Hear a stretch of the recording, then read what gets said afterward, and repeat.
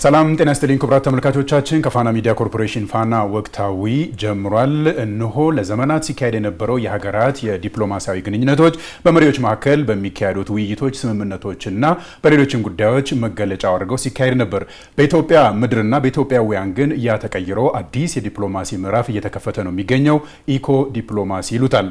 አሁንም ከዚህ ጋር ተያይዞ በተለይ ከአረንጓዴ አሻራ መርሃ ግብር ጋር ተያይዞ ኢትዮጵያውያን እየሰሩ ያሉት ስራዎች የኢትዮጵያን የዲፕሎማሲ መደራደሪያ አቅም በምን ደረጃ እያሳደገው ነው፣ ከዚህ ጋር ተያይዞ ያሉት ጉዳዮችስ እንዴት ይታያሉ በሚለው ጉዳይ ላይ ወቅታዊ ፕሮግራማችን በስፋት ያያል። ከዚህ ጋር ተያይዞ በዚህ ሀሳብ ላይ ደግሞ ሰፋ ያለውን ውይይት ስናደርግ ሀሳብና አስተያየት የሚሰጠን አንድ እንግዳ ስቱዲዮ ጋብዘናል። ከውጭ ጉዳይ ሚኒስትር ስለአባት ማናየ እዚህ ጋብዘናል። ስለአባት እንኳን በሰላም መጣ። እንኳን ደህና ቆያችሁን። ከረጅም ጊዜ በኋላ ነው የተገናኘነው ስቱዲዮ። ኢትዮጵያውያን ባለፈው ሰኞ ዕለት ከዚህ በፊትም ብዙ ስራዎችን ሲሰሩ ነበረ።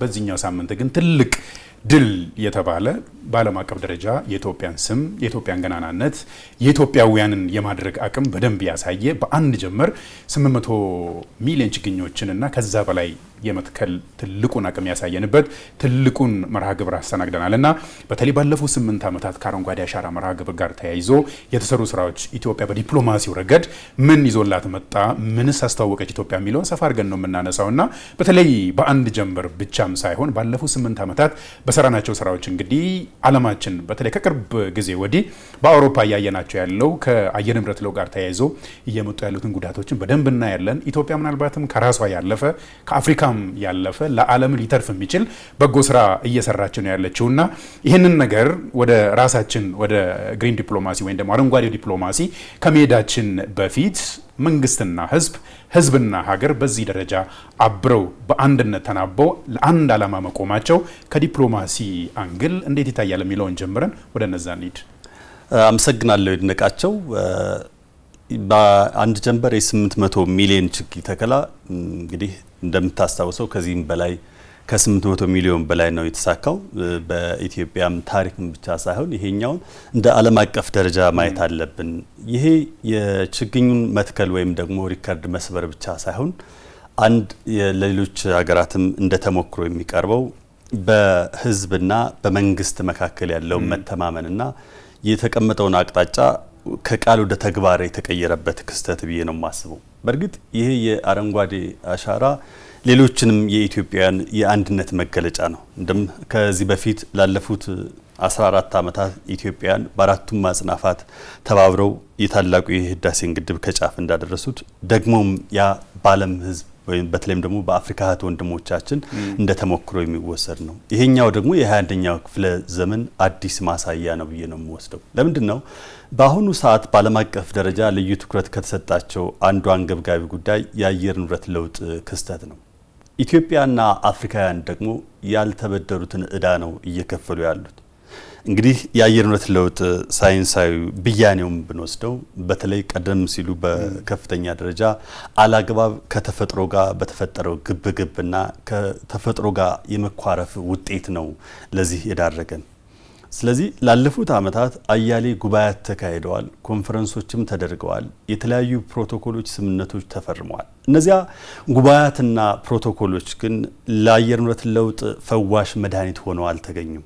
ስለዚህ ኢትዮጵያ ያኛውን በሌላ መንገድ መተግበር አለባት። ለዚህም ክቡር ጠቅላይ ሚኒስትራችን በተለይ የለውጡ አመራር ወደ ስልጣን ከመጣ በኋላ በክቡር ጠቅላይ ሚኒስትር ዶክተር አብይ አህመድ ኢኒሼቲቭ ይፋ የተደረገው አረንጓዴ አሻራ ዋናው ዓላማ ሁልጊዜ በቃልና በወረቀት ዲፕሎማሲ ከመስራት በተጨማሪ በተግባር እስኪናሳይ ኢትዮጵያ የራሷን ሁልጊዜ ይሄ ይሰራ ከማለት ይልቅ ሰርቶ ማሳየት ነው። አጀንዳ ከመቀበል አጀንዳ መስጠት ወደሚለው አጀንዳ መስጠትም ነው። እንደገና ደግሞ ያወሩትን በቃል መተግበር ነው። ስለዚህ ይሄ ያየው የፓሪሱ ስምምነትም ሆነ ሌሎች ስምምነቶች እስካሁን በወረቀት ላይ አተገባበራቸው፣ ኢትዮጵያ ግን ቢሊዮኖችን ችግኝ የተከለችው ያ ደግሞ መሰረታዊ ለውጥ ማምጣቱን አይተናል። የህዝቡን እንቅስቃሴ ካየው በኔ አረዳድ በሁለቱ ነው የኢትዮጵያ ህዝብ ከፍተኛ ንቅናቄ ያደረገበት። አንደኛው በታላቁ የህዳሴ ግድብ ነው፣ ሁለተኛ በአረንጓዴ አሻራ መርሃ ግብር ነው። ዛሬ አረንጓዴ አሻራ መርሃ ግብር አረንጓዴ ማንነት ሆኗል፣ አረንጓዴ አስተሳሰብ ሆኗል፣ ግሪን ካልቸር እና ግሪን አይደንቲቲ ሆኗል። ይሄ በዲፕሎማሲው ዓለም ደግሞ የአየር ንብረት ለውጥን መከላከል የምትችለው በመንግስታት ወይም በህዝብ ወይም ደግሞ በግለሰቦች ሳይሆን አጠቃላይ በጋራዮሻዊ በንቅናቄ መንገድ ነው። ይሄ የኢትዮጵያ የተግባር ነው። የስምምነቶቹን ወይም በወረቀት ሰርቶ ማሳየት ሳይሆን የተግባር ማሳያ ሆኖ በዓለም አቀፍ ደረጃም ባለፉት ቀናት ትልልቅ ርዕሰ ጉዳዮች ነው በዜና አውታሮች የሚታየው። ይሄ ነው ይነቃቸው። ባለፉት 8 ዓመታት በሁለቱም ምዕራፎች ኢትዮጵያ ወይም በቢሊዮን ችግኝ እየተከሉ ነው። እንዲያውም በዚህኛው ዓመት አጠቃላይ ክቡር ጠቅላይ ሚኒስትሩ በተለይ ይሄንን ኢኒሺዬቲቭ ወደ ስራ ካስገቡ በኋላ በአጠቃላይ በሁለቱም ምዕራፎች አሁን እንግዲህ 8ኛ ዓመቱን ይዟል። 50 ቢሊዮን ችግኞችን እንተክላለን ተብሎ እቅድ ተይዞ ነበር። አሁን የዘንድሮን ጨምሮ ከዛ በላይም ተሻግሯል። እስከ መጨረሻው ድረስ ከዛም ሊሻገር ይችላል። ከመጀመሪያው ምዕራፍ ጀምሮ እስከ 8ኛው አሁን ያለንበት ዓመት ስታይ የህዝቡን ተሳትፎ በደንብ እናያለን። ዲፕሎማቶች በእርግጥ ተሳትፎበታል። ኢትዮጵያውያን ግን በተጠሩበት ሰዓት አቤት ብሎ ለሀገራቸው እየደረሱ ነው ያሉት። በየዓመቱ ቅድም ያነሳናውን እኛ ያልጎዳነውን እኛ ያላጠፋነውን ነው ለዓለምም እየከፈለን ያለ ነው። በርደኑንም እኛ ራሳችን እየተሸከምነው ነው ያለ ነው። ዓለም ባጠፋው እኛ እየከፈለን ነው ያለ ነው እና ቅድም የተወሰነ ነገር አንስተናል። ጠቅላይ ሚኒስትሩ ይሄንን ኢኒሺዬቲቭ አመጡት። በቀደምም ሲያመሰግኑ ነበር። የኢትዮጵያ ህዝብ ወጥቶ እየሰራ ያለው ዝናቡ ሳይበግረው፣ ፀሐዩም ሳይበግረው፣ ብርዱም ሳይበግረው ምንም ነገር ሳንከፍልለት በዚህ ደረጃ ወጥቷል ነው የሚለውና ከዓለም ፖለቲካ አንጻር በደንብ ነው ህዝብ በዚህ ደረጃ ተባብሮ ጥንካሬውን ካሳየ አንድነቱን ካሳየ የውጭ ጉዳይ ፖሊሲያችን ወይም ደግሞ ዲፕሎማሲያችን ደግሞ በውስጥ ጉዳይ በጣም የሚታይ ነገር ነውና እነዚህ የውስጥ ጥንካሬዎች የውጭ ጉዳይ ፖሊሲዎቻችን የውጭ ግንኙነቶቻችን በምን ደረጃ ላይ ያጠናክሩት ይችላሉ ብለን ማንሳት እንችላለን? የውጭ ግንኙነታችን ወይም ደግሞ በውጭ ያለን ባለም የዲፕሎማሲ መድረክ የተሰሚነታችን ከፍ የሚለው አንድ ሀገር በኢኮኖሚዋ ጠንካራ ስትሆን ነው። የአረንጓዴ አሻራ መሰረቶች ደግሞ ችግኝን ተክለን ወይም የአየር ንብረት ለውጥን መከላከል ብቻ ሳይሆን ትልቅ ማዕቀፍ ነው ይድነቃቸው። በአንድ በኩል የምግብ ዋስትናን ማረጋገጥ ነው። በሌላ መንገድ ደግሞ የኢትዮጵያን የኃይል ምንጭ ወይም የኢነርጂ ምንጭ ዋስትና ማረጋገጥ ነው። እንዴት የሚለውን ካየን የአረንጓዴ አሻራ ከባለፉት ከቀደምት ይሄ አረንጓዴ አሻራ መርሃ ግብር ከመጀመሩ በፊት እኮ ችግኝ ይተከላል። ግን ይሄ ምንድነው ለየት የሚያደርገው የሚለውን ካየን አንደኛ የምግብ ዋስትናችንን የምንተክላቸው ዛፎች ብቻ አይደሉም፣ ለምግብ ለፍራፍሬ ሁሉ የተካተቱባቸው ናቸው። ሌላው አሳታፊ ነው። ዛሬ የአረንጓዴ አሻራ መርሃ ግብር ላይ በሚሊዮኖች የሚቆጠሩ ኢትዮጵያውያን ናቸው። ተክለው ብቻ ደግሞ የሚሄዱ አይደለም፣ ይንከባከቡታል። ለምን?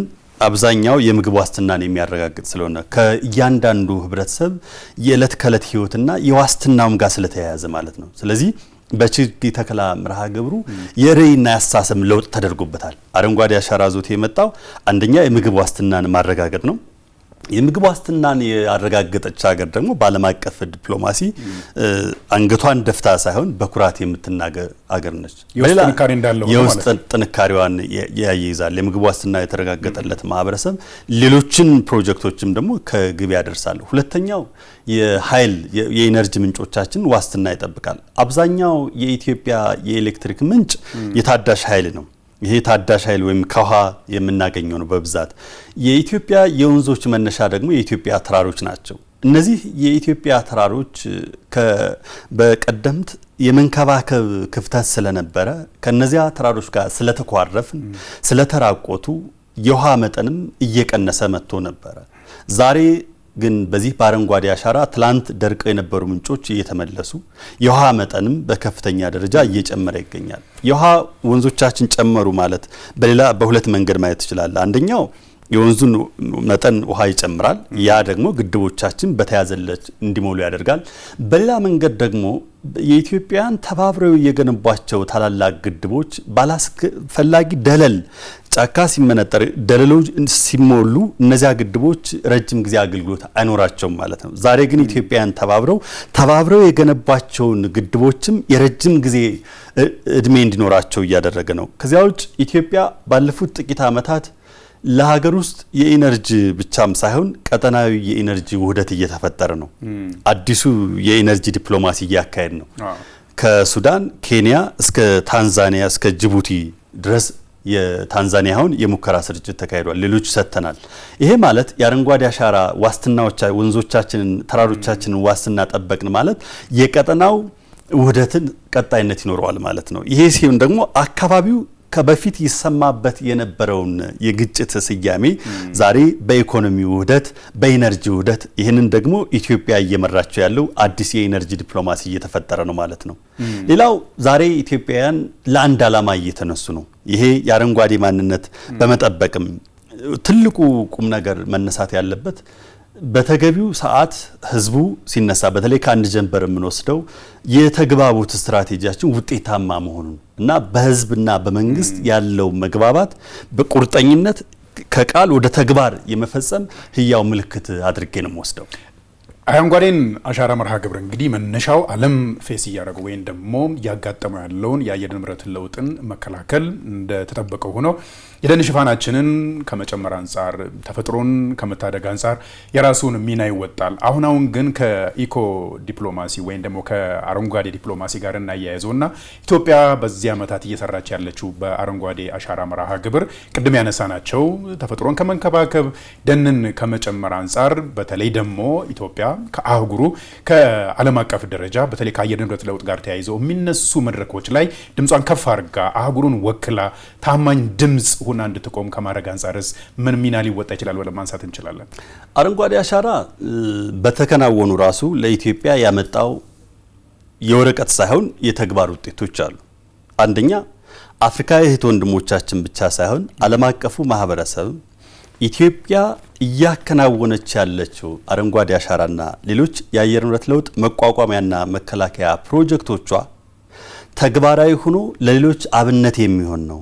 የሷ እንቅስቃሴዎች በሌላው አህጉር ቢስፋፋ ትልቅ መፍትሄ ይሆናል በሚል አምኖበታል። ካሁን በፊት በተደጋጋሚ እንደተባለው ለዚህ ፕሮግራም የተለያዩ ሽልማቶች እውቅና ተሰጥቷል።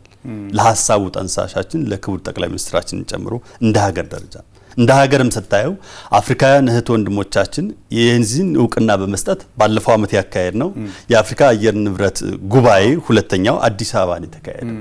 ያ አዲስ አበባ ሲካሄድ የነበሩ አፍሪካ እህት ወንድሞቻችን ምን ሲሉ ነበረ?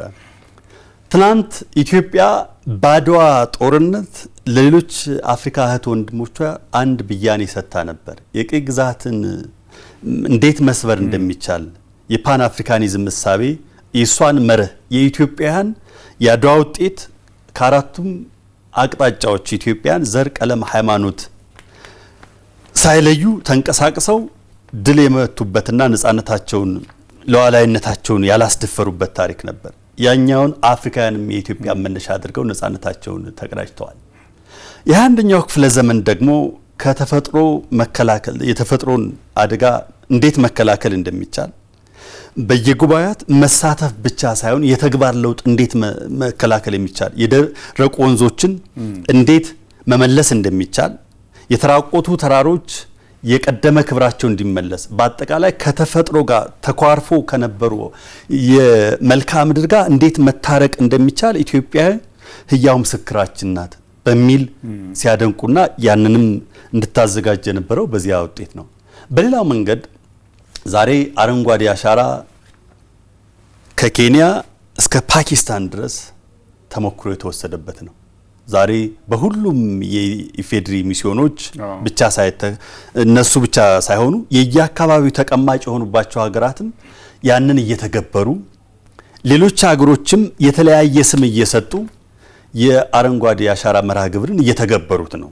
አረንጓዴ አሻራ ዛሬ በኢትዮጵያ ግዛት ብቻ የሚተከል ሳይሆን በየወዳጅነትም አዲስ ያጋርነት ወዳጅነት ነው። አሁን እኮ ዛሬ ይድነቃቸው የችግኝ ዲፕሎማሲ እኮ ራሱ ባለፈው አመት ታስታውሳለህ የናይጄሪያው ምክትል ክቡር ፕሬዝዳንት ከኛም ከክቡር ጠቅላይ ሚኒስትር የተላከ ችግኝ ነበር። ከርሳቸው ደግሞ ወደ እዚህ የመጣየ ይሄ ዝም ብሎ ወረቀት ላይ ያለ አይደለም።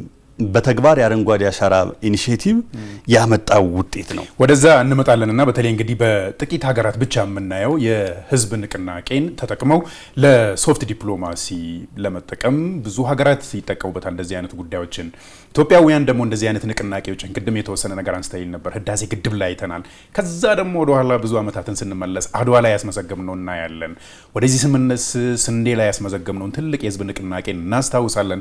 አሁን ደግሞ አረንጓዴ አሻራ ላይ ያየናቸው ባለፈው 8 ዓመታት የበቀደሙን እንኳን ስናይ ከ26 ሚሊዮን በላይ ኢትዮጵያውያን ወጥተው ነው በአንድ ጀንበር ብቻ ከ800 ሚሊዮን ችግኞች በላይ በመትከል ለዓለም ሳምባ የተከሉትና እነዚህ የህዝብ ንቅናቄዎችን ለሶፍት ዲፕሎማሲ ከመጠቀም አንጻር ኢትዮጵያን በምን ያህል ደረጃ ሊያግዛት ይችላል?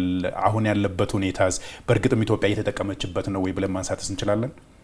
አዎ ኢትዮጵያ ይሄንን እንደ አንድ ስትራቴጂ ዛ እየሰራችበት ነው። ምንድነው መጀመሪያ ሐሳቢው እንደው ለውጭ ብቻ ሳይሆን እኛ ለራሳችን ብለን የጀመርነው ፕሮጀክት ነው። የምግብ ዋስትናችን ማረጋገጫ ነው። ከተፈጥሮ ጋር የምንታረቅበት ነው። የኃይል ሴኩሪቲያችን የምናረጋግጥበት ነው።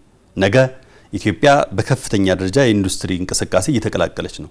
በርካታ የኢንዱስትሪ ፓርኮች እየተከፈቱ ነው። በዚያ የውጭ ትልልቅ መልህቅ ኩባንያዎች ወይም አንከር ካምፓኒስ እየገቡ ነው በኢትዮጵያ። እነዚያ የተሟላና አስተማማኝ የኃይል ምንጭ ያስፈልጋቸዋል። የተሟላ ታዳሽ ኃይል ነው። ዛሬ እኛ ክሊን ኢነርጂ ነው እየተጠቀምን ያለ ነው። ያ እንዲሆን የግድ የአረንጓዴ አሻራ መርሃ ግብሮች ተግባራዊ መደረግ ነበረባቸው። የክቡር ጠቅላይ ሚኒስትርም ሰርተን ማሳየት አሁን ብሌሚንግ አይደለም ወይም ደግሞ ወቀሳ ብቻ ሳይሆን በተግባር እስኪ እናሳይ። ከራሳችን ወደ ውጭ ዓለም እያየ ነው። ምንድነው ያስተሳሰብ ለውጥም እያመጣን ነው ይነቃቸው። ምንድነው ኢትዮጵያ ያስተሳሰብ ለውጥ አመጣች የምልህ ከዚህ በፊት እንደዚህ ሆኖ ነበር። አሁን ግን እንደዚህ እናድርግ ይቻላል። በአንድ ጀንበር ከ28 ሚሊዮን በላይ ህዝብ ማንቀሳቀስ ይቻላል። አስበው፣ ችግኙን ውሰደው፣ ሎጂስቲክሱን ተመልከት፣ ሐሳቡን ውሰደው፣ ራሱ ማመኑ ያን ህዝብ ማንቀሳቀስ መቻል የትራንስፖርታል እያንዳንዱ ነገር ይሄን ለማንቀሳቀስ የፈጀውን በጀት ተመልከት። ከምንም በላይ ግን ዛሬ ከተፈጥሮ ጋር የምታረቅበትና ይሄ ጥሪ ያለብኝ ያንን ጥሪ ደግሞ መልሳለሁ ብሎ የተነሳውን ህዝብ ነው ማለት ያለበት። ይሄ ለቀጣይ ለሌሎች ሀገራዊ ፕሮጀክቶች ተልኮ ትልቅ እርሾ የሚሆን ነው። አፍሪካውያን አብነት የሚሆን ነው። ማሳካት ይቻላል። ኢትዮጵያውያን ይሄን እንቅስቃሴ አድርገው ይሄን ፈጸሙ። እኛም ማሳካት እንችላለን። ለተቀረው ለሶፍት ዲፕሎማሲ ወይም ለገር ኃይል ዲፕሎማሲ የምትለው እኛ በተግባር ስለዚህ አሁን ዓለም እየቀመረው ነው። በተለያየ መንገድ የተባበሩት መንግስታት ድርጅት የተለያዩ ኤጀንሲዎችም ይሄን እንደተሞክሮ እየደገፉት ነው። የሰጡን ማደራ አለ እንድናዘጋጅ የፈቀዱትም አለ። ለኢትዮጵያ ይሄ ኢትዮጵያ ማዘጋጀት አለባት የተግባር ተምሳሌት ስለሆነች ብለው ይሄን ሁሉ የሰጡታሉ።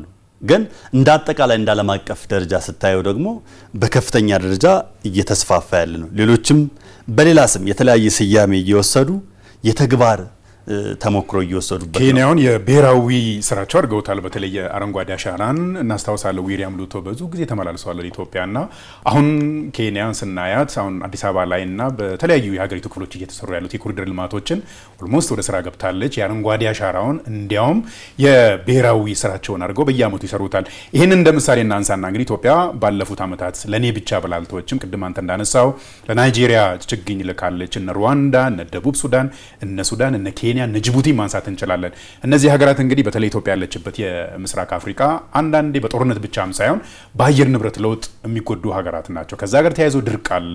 ከዛ ጋር ተያይዞ ኃይለኛ ሙቀት አለ። ለነዚህ ሀገራት እንደዚህ አይነቶችን እንዲያውም ችግኞቿን ጭምር ነበር እየላከች ያለችውና እንደዚህ አይነት ትላልቅ ሀገራዊ ኢኒሼቲቮችን ወደ ጎረቤት ሀገራት በተለይ ደግሞ የአፍሪካ ቀንድ በድርቅና በአየር ንብረት ለውጥ የሚጎዱ ሀገራት እንደመሆናቸው እነዛን ሀገራት ከዚህ ችግር ከማውጣት አንጻር ኢትዮጵያ እያደረገችው ያለችው ነገር እንዴት ነው የሚታየው ብለን ማንሳት እንችላለን? ይህ የኢትዮጵያ ሁለቱን ማዕቀፍ ማየት አለብን ይድነቃቸው። አንደኛ የምስራቅ አፍሪካ የልማት በይነ መንግስታት ኢጋድን፣ ሁለተኛ ደግሞ የአፍሪካ ህብረት በተለይ አጀንዳ 2063ን ማየት አለብን። በእነዚህ በሁለቱም ቀጠናዊና አህጉራዊ ድርጅቶች የተቀመጣለ በረጅም ጊዜ አህጉራዊ ውህደት የሚል ያ የአህጉራዊ የኢኮኖሚ ውህደት መጨረሻ ላይም የፖለቲካ ውህደት ከዚያ አስቀድሞ ግን ቀጠናዊ ውህደት ነው። ኢትዮጵያ ሁልጊዜም በውጭ ግንኙነቷ መሰረት የሚያደርገው የተፈጥሮ ሀብቶቿ የትብብር ምንጮች ናቸው። እንደገና ደግሞ ችግሮችን በጋራ ተናጠላዊ ከመከላከል ይልቅ የመልቲላተራሊዝም የባለብዙ ወገን መድረኮችን በመጠቀም እንደገና ደግሞ አብነታዊ ነው። ከውስጥ ወደ ውጭ ነው የምታስተላልፈው። ከዚህ አንጻር በተለይ ኢትዮጵያ በብዙ ጂኦግራፊ ባለሙያዎችም እንደሚነገረው የተራሮች ሀገር ነች። አጠቃላይ የአፍሪካ ቀንድ ካየኸው ደግሞ ይሄ ተፋሰሶች የወንዙ ተፋሰሶች ካየሃቸው ተራራማዎች አካባቢዎች አሉ። ስለዚህ ይሄ የአረንጓዴ አሻራ ቀጠናዊ ትስስር ማካሄዱ አንደኛው የግሪን ዲፕሎማሲ ሁሉም ተቀብለውት በኢጋድ ማዕቀፍ ውስጥም ገብቶ ልዩ ትኩረት እየተገበረ ያለ ነው። ይሄንን በሁለት መንገድ ማየት አለብን። አንደኛው የተጀመረው የኢነርጂ ዲፕሎማሲ ዘለቂታ እንዲኖረው ወሳኝ ተግባራት አለው። በሁለተኛ መንገድ አንተም እንዳነሳው ይሄ ቀጠናው የግጭት ቀጠና ከመባል ይልቅ የትብብር ቀጠና ወደ መሆን የሚቀይር ሁነኛ ነው። ምክንያቱም የአካባቢውን ስነ ምህዳር የሚለውጥ ፕሮጀክት ስለሆነ ዛሬ የተለያየ አየር ንብረት ለውጥ እያስተዋል ነው እንዳልከው ዓለም በተለይም ደግሞ የአፍሪካ ቀንድ አንድ ጊዜ በላሊና ወይም በጎርፍ በከባድ ጎርፍ ሌላ ጊዜ ደግሞ በኤልኒኖ በከባድ ሙቀት እየተመታ ነው። እንግዲህ የአየር ንብረት ለውጥ ትንበያዎች እንደሚያመለክቱት በዚህ ዓመትም በተወሰኑ አካባቢዎች ላይ ይህ አይነት እንደሚከሰት ያሳያል። ግን የአረንጓዴ አሻራ ቀድሞ እነዚህ ሚቲጌት ለማድረግ ወይም ለመቋቋም ብዙ አስተዋጽኦ ያደረገው ነው። ብዙ አገሮች ይህንን በተግባር እየተገበሩት ነው። እንደ ዲፕሎማሲም ካየው ደግሞ እንደ ውጭ ጉዳይ ሚኒስቴር ሁሉም ሚስዮኖቻችን ይሄኛውን አዲስ የኢትዮጵያ የዲፕሎማሲ እንዳንድ አንኳር ወስደው እየሰሩበት ነው። አሁን ባንድ ጀንበር የ800 ሚሊዮን ችግኝ ተከላ መርሃ ግብር በሁሉም የኢፌድሪ ሚስዮኖች በተለያዩ ሀገራት ተተክሏል። ይሄ መተከል ብቻ ሳይሆን መትከል በተግባር ሳይሆን ሐሳቡን የማስረጽና ያገዥ ሆኖ ለቀጣይ ለምንተገብራቸው ፕሮጀክቶችም ደግሞ የዓለም አቀፍ ድጋፍም ሆነ ሌሎች አዲስ የዲፕሎማሲ አጋርነት መድረክ ሆኗል። ሰላባት እንግዲህ የምስራቅ አፍሪካን ቀጠና ስናየው ቅድም የተወሰነ ነገር አንስተልኛል። ብዙውን ጊዜ ከድንበር ጋር ተያይዘው ሽኩቻዎች የሚበዙበት የዓለም አይነ ማረፊያ ነው። ትላልቅ የዓለም መተላለፊያ መንገዶች ቀይ ባህርን ጨምሮ ያለበት እነ ሶማሊያን እነ ጅቡቲ አካባቢ ያሉበትን ሽኩቻዎች በደንብ እናያለን። ሀገራት እዚህ አካባቢ ያሉት በተለይ አፍሪካ ቀንድ ላይ ያሉት ሀገራት በአንድነት እንዲቆሙ ጠንክረው እንዲቆሙ አይፈልግም። ስማችን ብዙውን ጊዜ እንዲነሳ የሚደረግበትና ሁሉም የአፍሪካ ቀንድ ቀጠና ላይ ያሉ ሀገራት የሚያመሳስላቸውና አንድ የሚያደርጋቸው ነገር አለ። አንድ የደህንነት ጠላት አላቸው። ሁለተኛ ነገር ከአየር ንብረት ጋር ተያይዘው የሚመጡ ሁለቱንም የሚያመሳስላቸው አፍሪካ ቀንድ ላይ ያሉትን ሀገራት የሚያመሳስላቸው ሌላኛው እነዚህ አይነት ነገሮች አሉ። ደህንነት አለ። ሌላው ነገር ደግሞ ቅድም ያለው ከአየር ንብረት ለውጥ ጋር ተያይዘው የሚመጡ ጉዳዮች አሉ። እነዚህ ጉዳዮች እነዚህን ሀገራት አንድ ላይ ያቆማሉ። አንድ ላይ እንዳይቆሙ ግን ያደረጋቸው ቅድም ያልናቸው ሽኩቻዎች አሉና አረንጓዴ አሻራ ኢትዮጵያ ቅድም ያነሳናቸው ሀገራት አሉ። ጅቡቲን፣ ሶማሊያን፣ እነ ሱዳንን፣ ደቡብ ሱዳንን ቅድም ያነሳናቸው ወደ ናይጄሪያም ተሻግሯልና ከሽኩቻ ይልቅ ከጥላቻ ይልቅ በአንድ አረንጓዴ አሻራ በሚባል ጥላ ስር ቆመው በአንድነትና በጠላታቸው ላይ አንድ ሆኖ እንዲቆሙ ከማድረግ አንፃር ከማሰባሰብ አንፃርስ እንዴት እናየዋለን?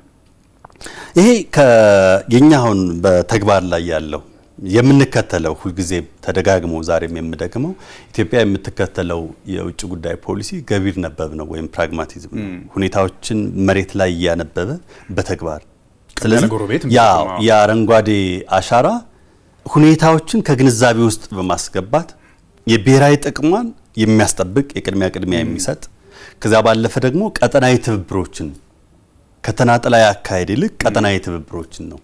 ስለዚህ አረንጓዴ አሻራ አንደኛው ቀጠናዊ የትብብር የዲፕሎማሲ መነሻችን ነው። ለምን ካልከኝ ይሄ ቀጠናዊ ጋራ ችግር አለው። ድርቅ በከፍተኛ ደረጃ አንዳንድ ጊዜ ካየው ጥናቶችንም ስታያቸው በተለይ ደግሞ እንደ ኢትዮጵያና እዚሁ አካባቢ ላይ ጎረቤቶቿ አካባቢ በየ10 ዓመቱ በተደጋጋሚ የሚከሰት ድርቅ አለ። ለዚያ ድርቅ ግን በከፍተኛ ደረጃ ለመቋቋም አረንጓዴ አሻራ ዝም ብሎን እናንተ ለቴሌቪዥን ፕሮግራም የምናወራው ሳይሆን የተግባር ነው። ዛሬ በኔና ባንተ እድሜ እኮ ይድነቃቸው ያየነው ከክረምት እስከ በጋ ይፈሱ የነበሩ ወንዞች ሲደርቁ የነበረ አብዛኞቹ ምንጮች ከስመው የነበረ በእነዚህ በተተከሉ ችግኞች ግን ዳግም ተፈጥሮ የታረቀን ልምላሜው ተመልሶ እየመጣ አመታዊ የወንዞች የውሃ መጠንም በከፍተኛ ደረጃ እየጨመረ ነው። ይሄ መታየቱ የአረንጓዴ አሻራ ቀጥተኛ ግንኙነት ያለው የኢትዮጵያን ወንዞች ህልውና ከማስቀጠል ጋር የተሳሰረ ነው። የኢትዮጵያ ወንዞች ኢትዮጵያ ደግሞ በተፈጥሮ ደግሞ አብዛኞቹ የኢትዮጵያ ታላላቅ ወንዞች ድንበር ተሻጋሪ ናቸው። እነዚህ ድንበር ተሻጋሪ ወንዞችን በጋራ ማልማት ካልቻል ተናጥላ ያካሄድ ይሄን ውሃ ክፍፍል ላይ ብቻ የምናተኩር ከሆነ መጪው ዘመን ከትብብር ይልቅ የግጭት ሊሆን ይችላል። የኢትዮጵያና የኢትዮጵያ መንግስት ግን ቅድሚያ በተግባር ራሱ ሰርቶ ማሳያ ከመነሻ ከወንዞቹ መነሻ ላይ የተግባር እንቅስቃሴ ሰርቶ በውጭ ግንኙነቱ ፖሊሲም ያላት የተፈጥሮ ሀብት በተለይ ወንዞቿ ደግሞ የትብብር እንጂ የግጭት መነሻ አይደሉም ብሎ እየሰራ ነው። ኑ አብረን እንስራ ነው። ዛሬ ዝም ብሎ በበሬ ወለደ መረጃዎች በመደናገር ጥቅሙን ብቻ ፍሬውን ብቻ ወይም ፍሬውን ብቻ ከመብላት ይልቅ ያዛፍ እንዲያፈራ አብረን እንትከል የሚል የቃል ሳይሆን የተግባር አብነት ሆነን እያሳየን ነው። በዚህ ብዙዎቹ ገዝተውታል። የተግባር እንቅስቃሴም ጀምረዋል። አንተም እንዳየኸው ነው።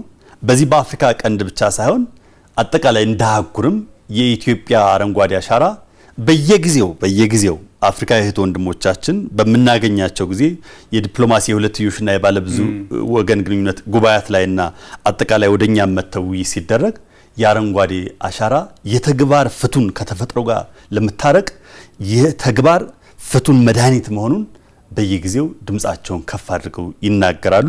ለኛም ያረጋግጥ እንዴት ይሄን ማንቀሳቀስ ለነሱ ሁሉ ጊዜ ጥያቄ የሚሆንባቸው እንዴት ይሄን ያን በሚሊዮኖች የሚቆጠሩ ህዝብ ያለ ክፍያ በነፃ በመተማመን እንዴት ነው ይሄን አረንጓዴ ማንነት መፍጠር የቻላችሁ የሚለው ሁሉ ጊዜ ሚስጥር ይሆንባቸዋል። ኢትዮጵያውያን በደንብ ተስማምተንበታል። እንግዲህ አንስተናል። ወደ ኋላ ስንመለስ አድዋ ላይ ሁለቱም አድዋዎች ላይ ጠላት ሊከበን ሊገዛን ሊያንበረከከን ሲመጣ ኢትዮጵያውያን ሀገሩን ሊገዛ ከነበረ መሪ ጋር ልዩነት የነበራቸው አካላት አሉ። ግን ጥሪ ሲመጣ ለሀገር ብሎ ቆሟል። ከዛም በኋላ የዚያድ ባሬን ወረራ እናስታውሳለን። እዛ ላይም በምን ያህል ደረጃ ኢትዮጵያውያን እንደተሳተፉ እናስታውሳለን። ወደዚህ ስንመለስ ደግሞ ህዳሴ ግድብ ላይ የነበሩትን ብዙ ችግሮች እናስታውሳለን። እዛ ችግሮችን ሳይሰማ ኢትዮጵያውያን ከተማሪ ጀምሮ ወጣት ሳይጨምር ይሄ አርሶ አደሩን ሳይጨምር ወታደሩን ሳይጨምር ሁሉም ተሳትፎበት አሳኩት። ብዙ ሴራዎች እያሉበት አረንጓዴ አሻራን ባለፉት 8 ዓመታት ወደ ኋላ ስንመለስ ማንም ሰው ሳይከፍለው ጠቅላይ ሚኒስትሩ በቀደምለት በአንድ ጀንበር ከ800 ሚሊዮን ችግኝ በላይ ስንተክል ይህን ሁሉ ህዝብ በሌሊት ወጥቶ ደግሞ እንደምታስታውሰው አዲስ አበባን ጨምሮ በአብዛኛው ኢትዮጵያ ላይ ሰኞ ዕለት በጣም ኃይለኛ ዝናብ ነበረ። በአንድ ጀንበር ችግኝ ስንተክል ማለት ነው። እነዛ ሁሉ ጠቅላይ ሚኒስትሩም ካያቸው ልብሳቸው ጭምር በስብሶ በዛ ዝናብ ነበር ሲተክሉ የነበሩት። ኢትዮጵያውያንም ስናያቸው ማንም ሳይለይ በዘር በቀለም በአኗኗር እንኳን ሳንለያይ ነው እነዛን ሁሉ ምንም ነገር ሳይከፈለን የወጣ ነውና ከዚህ ጀርባ ያለው የአሰባሳቢ ኃይል ምንድን ነው ብለን ማንሳት እንችላለን? አንደኛ አስተሳሰብ ነው። መጀመሪያ ለአንድ ነገር ወደ ተግባር ለመግባት ራዕይና ማመን አለበት። ይሄ ሁሉ መተመም በአራቱም አጽናፋት የተመሙ ኢትዮጵያውያን የአረንጓዴ አሻራ መርሃ ግብር አንድም የመንግስታችን ሀገራዊና ብሔራዊ ጥሪ ነው። ሁለትም ደግሞ በተግባር አይተነዋል። አሁን እኮ በአረንጓዴ መርሃ ግብር የተተከሉ የአቮካዶ፣ የማንጎ፣ የቡና ችግኞች ወደ ተግባር ሆነዋል እኮ ኤክስፖርት ማድረግ እኮ ተጀምሯል። አቮካዶ ዛፉ ለመጀመሪያ ጊዜ በከፍተኛ ደረጃ ስለዚህ ህዝቡ ገብቶታል ማለት ነው። ተጠቃሚ ሆኗል ማለት ነው። ተጠቃሚ ከሆንክ የተላለፈው መልእክት ደግሞ ሀገራዊ ጥሪ ነው። አየህ ኢትዮጵያውያን ሀገራዊ ጥሪ ሲተላለፍ ወደ ኋላ የሚሉበት አንድም የታሪክ ምዕራፍ የላቸው። ሁሉ ጊዜ ለሀገራዊ ተልእኮና ለብሔራዊ ጥቅማቸው በአራቱም ማጽናፋት ወደዚያ ግብ ወደሚያሳካባቸው መንገድ እንደተመሙ ነው የታሪክ ድርሳናት የሚያሳዩት። ለኔ ዛሬ አረንጓዴ አሻራ ካሁን በኋላ ብዙ ሰው ቀስቃሽ የሚያስፈልገው አይመስለኝም። ልክ የህዳሴ ግድብ ብዙ ጊዜ ክርክሮች ነበሩ። አሁን ራሱ ግድቡ ዲፕሎማት ሆኗል። ወንዝ ውሃ ይቀንሳል አይቀንስም የሚለው ኤሌክትሪክ እያመነጨን ወንዙም እንትን እያለ ነው። የአረንጓዴ አሻራም እያንዳንዱ ኢትዮጵያዊ ቤት ገብቷል። ስለዚህ ካሁን በኋላ ሰኔ በመጣ ቁጥር እኔ ትዝ የሚለኝ አረንጓዴ አሻራ ምን ያህል ችግኝ ተክላለሁ ለምግብ የሚሆን ወይስ ዛፎች የሚሆን የሚለው ካልነ በስተቀር አሁን ኢትዮጵያ ውስጥ ባለፉት 8 ዓመታት በተከናወኑ ስራዎች አረንጓዴ ማንነትና አረንጓዴ ባህል ተፈጥሯል። ትልቁ ነገር ደግሞ በአንድ የህዝብ እንቅስቃሴ ውስጥ ባህል መፍጠር ነው።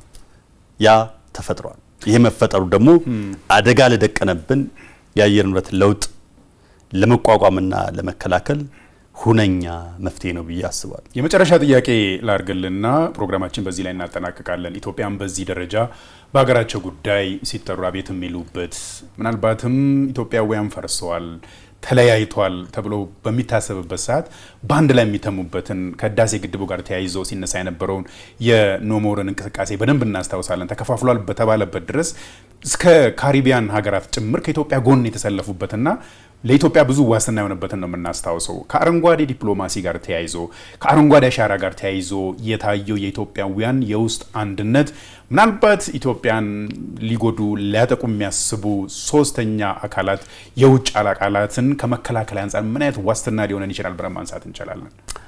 ትልቅ ጥያቄ ነው ያነሳው ነቃቸው። እንግዲህ ልክ ነህ። አያሌ ጽሁፎች ሊጻፉ ይችላሉ። ኢትዮጵያን ተዳክመዋል፣ ኢትዮጵያን ተከፋፍለዋል ምናምን የሚሉ ጽሁፎች ይወጣሉ፣ ትንታኔዎች ይሰራሉ። የግጭት ተንታኞች ነን ብለው የሚያስቡ ሰዎች በየቦታው። አሁን ደግሞ ዘመኑ የዲጂታል ዘመን ነው፣ የቴክኖሎጂ አብዮት የሚካሄድበት ነው። ሁሉ ድል ተጠቅመው በየቦታው የተለያዩ አካላት ወይም ደግሞ የኢትዮጵያን ማደግ መበልጸግ እንደ ስትራቴጂካዊ ጥላት የሚመለከቱ ወገኖች ወይም አካላት ይህንን ሟርታቸው ማውራታቸው አይገርምም። ነገር ግን እነሱ ሁሉ ጊዜ በኢትዮጵያ ታሪክ ከፈተሽክ አንድ የሚስቱት ነገር አለ። ያ የሚስቱት ሀቅ ከአድዋ እስከ ዛሬ ድረስ የሚስቱት አንድ ሀቅ ወይም ደግሞ ኢትዮጵያውያን ቅኔ እና ሚስጥር መሆናቸው የሚስቱት ሀቅ ሁልጊዜም ኢትዮጵያውያን በሀገሩ አንድነትና በሀገሩ ብሔራዊ ጥቅም ላይ የሆነ ችግር ተፈጠረ ወይም ተደቀነ ብሎ በሚሰማበትና ባመነበት ወቅት ከአራቱም አጽናፋት ሆ ብሎ የሚነሳ ህዝብ መሆኑን ብዙ የፖለቲካና የጂኦፖለቲካ ተንታኞች ሲያነሱ እነዚህ ሰዎች በዚህ ደረጃ የኛን መትመም ሲያዩ ተጣልቷል ተለያይቷል ብሎ ሲያስቡ በዚህ ደረጃ በአንድነት ስንቆም ውጮች በደንብ ሲያዩን ኢትዮጵያን በአንተ እንዳልከው በታሪካዊ ጠላትነት የሚያዩ ስትራቴጂክ ጠላትነት የሚያዩት እነዚህ ሰዎች አባቶቻቸውን እምቢ ብሎ ሲያስቸግሩን ነበር። አሁንም ደግሞ ልጆቻቸውን ስናይ እምቢ እያሉን ነው የሚል ነገር ሌሎች እኛን አሳነሰው ለሚያዩን አካላትም ጭምር መልእክት የሚያስተላልፍ ነው የሚለውን ጠቅላይ ሚኒስትሩ አንስቶት ነበር በቀደም። እና የሳቱት ይሄን ነው። የኢትዮጵያ ህዝብ ቅኔ ነው፣ የኢትዮጵያ ህዝብ ሚስጥር ነው የምንለው ሁልጊዜም አይተው ከሆነ በዋና ዋና የኢትዮጵያ የታሪክ ጥፋቶች ውስጥ ካየው ሀገሩ ከባድ የደህንነት ስጋት ከተደቀነበት ወይም ደግሞ ብሔራዊ ጥቅሙን አሳልፎ የሚሰጥ ነገር ካየ የውስጥ ልዩነቱንም ወደ ጎን ትቶ፣ ምክንያቱም በሀገራችን ብሂል አለ አይደለ? የሚያልፍ ዝናብ አይምታህ አረጋዊ አይርገምህ የሚባል አለ ካልተሳሳትኩ። ስለዚህ ሁልጊዜ ኢትዮጵያን የማያልፈውን ጥቅማቸውን ነው የሚያስተውሉት። ትልቁን ካርታ ነው የሚያነቡት። ትንሾች ሊያጣላቸው የሀሳብ ልዩነት፣ የፖለቲካ ልዩነት፣ የተለያዩ ነገሮች ሊያጋጥም ይችላል። ልትከራከር ትችላለህ፣ ልትጣላ ትችላለህ። በሀገራቸው ብሔራዊ ጥቅም ግን አይደራደሩም። ሁሉም ጥሪውን ተቀብለው ለዚያ ግብ መሳካት የሚንቀሳቀሱ መሆናቸውን ብዙ ተንታኞች ይስቱታል። ስለዚህ ይሄ ለታሪካዊ ጠላቶችም የኢትዮጵያን መውደቅ ለኢትዮጵያን መበተን ለሚያስቡ አካላትም ሌላ የአንድነትና ቆም ብለው አንዴም ሁለቴም ሶስቴም እስከ 10 ድረስ እንዲያስቡ የሚያደርግ ትልቅ ኃይል ነው ብለን ማንሳት እንችላለን። እና ሌላ ቀን በሌሎች ጉዳይ ላይ ተገናኝተን ብዙ ነገሮች እናወራለን ብዬ ነው የማስበውና ለአሁኑ ግን ለነበረን ሰዓት እጅግ አድርጌ አመሰግናለሁ ስላባት። እኔም አመሰግናለሁ። ተመልካቾች ከፋና ሚዲያ ኮርፖሬሽን ፋና ወቅታዊ በተለይ ከኢትዮጵያውያን አረንጓዴ አሻራ ጋር ተያይዞ ለዓለም እየተዋወቀ ያለውን ስለ አረንጓዴ ዲፕሎማሲ በሰፊ አውርተናል። በዚህ ጉዳይ ላይ ሀሳብ አስተያየቱን ያጋራን ደግሞ የውጭ ጉዳይ ሚኒስቴር ባልደረባ የሆነው ስለ አባት ማናየ ነበር። የፕሮግራሙ አዘጋጅ ይድነቃቸው ኃይለማርያም ነኝ። ጤና ይስጥልኝ።